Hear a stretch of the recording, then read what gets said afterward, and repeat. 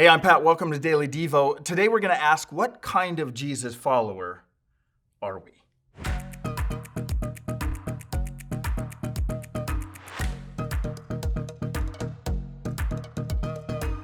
If you're like me, you love those books or movies that have surprise endings.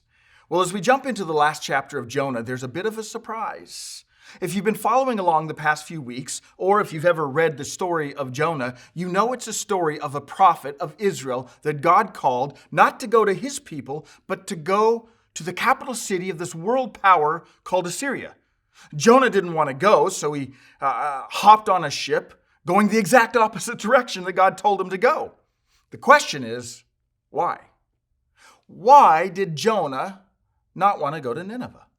At first glance, it would seem that it was due to them being violent and immoral.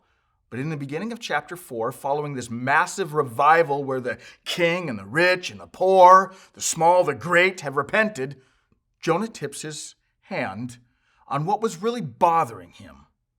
It's a bit of a surprise. Listen to what he says in Jonah chapter 4, verse 2. So Jonah complained to the Lord about it. Didn't I say before I left home that you would do this, Lord? That is why I ran away to Tarshish. I knew that you are a merciful and compassionate God, slow to get angry and filled with unfailing love. You are eager to turn back from destroying people. Just kill me now. Eugene Peterson paraphrases it this way. He says, Jonah was furious. He lost his temper and he yelled at God, God, I knew it! When I was back home, I knew this is what you were going to do. That's why I ran to Tarshish. I knew that you were sheer grace and mercy, not easily angered, rich in love, and ready at the drop of a hat to turn your plan of punishment into a program of forgiveness. And then, as if this little temper tantrum isn't enough, look how he finishes. Let me read verse 3. He says, just kill me now, Lord. I'd rather be dead than alive if what I predicted will not happen. He's basically saying, so God, if you won't kill them, will you kill me? Surprise. It wasn't so much that Jonah was afraid of what the people of Nineveh might do to him. That's not the core reason that he initially ran from God's call on him. He ran because deep down he knew that if the people repented, God wouldn't wipe them out. For a moment, I'm going to ignore Jonah's little temper tantrum and focus more on what he's saying about God. I think I could go on a fairly nice vacation if I got paid for every time I heard someone say that they struggle with the God of the Old Testament and they connect better with Jesus or the God of the New Testament. It's the same God, and he has not changed. We're actually told here in the Bible that God is the same yesterday, today, and forever. In fact, what's interesting is that what Jonah says about God in these verses is almost a direct quote from how God described himself hundreds of years before to Moses on top of Mount Sinai. Back up to almost the beginning of this big story.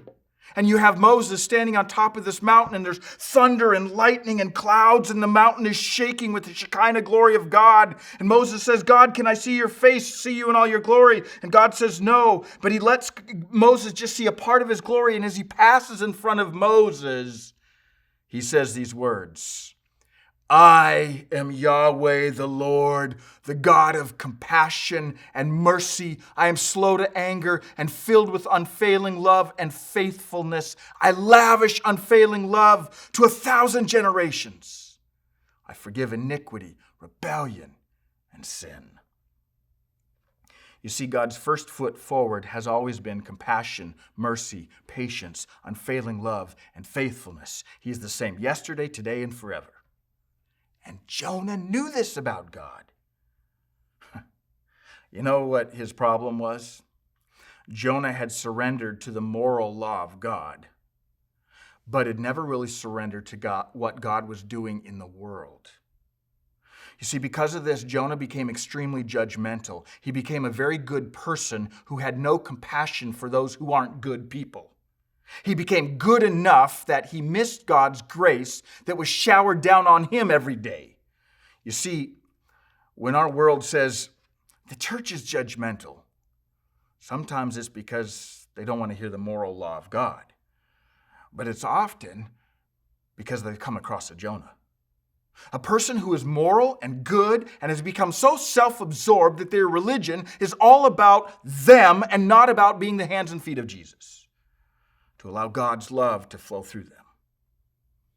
There's this danger of becoming content with being good people who live right rather than people willing to lay down our lives for others.